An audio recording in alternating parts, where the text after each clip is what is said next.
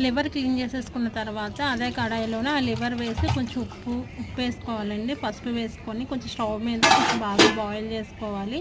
చేసుకున్న తర్వాత పక్క కడాయిలోనే ఉల్లిపాయలు, పచ్చిమిరపకాయలు, అల్లం వెల్లుల్లి పేస్టు, గరం మసాలా, కారం రెడీ చేసి పెట్టుకోవాలండి.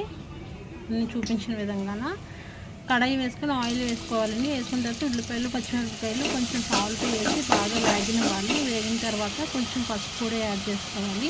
అలా వేగిన తర్వాత అల్లం వెల్లుల్లి పేస్ట్ వేసి కొంచెం ఇంకా పచ్చివాసన పోయే వరకు వేగనివ్వాలి. బాయిల్ అయిపోయి మనం కొంచెం వాటర్ అంతా తీసేసి రెడీగా పెట్టుకోవాలండి లివరు. ఉల్లిపాయలు వేగిన తర్వాత ఈ లివర్ కూడా అందులో వేసేసి కారం, గరం మసాలా కూడా వేసి బాగా కలుపుకుంటే రెడీ అయిపోతుందండి. ఏదైనా సాంబార్ పక్కనైనా రసం పక్కనైనా తినడానికి బాగుంటుంది. ప్లీజ్ సపోర్ట్ చేసి లైక్ చేసుకోండి, ఒక సబ్స్క్రైబ్ కూడా చేసుకోండి ప్లీజ్ అండి. థ్యాంక్స్ అండి.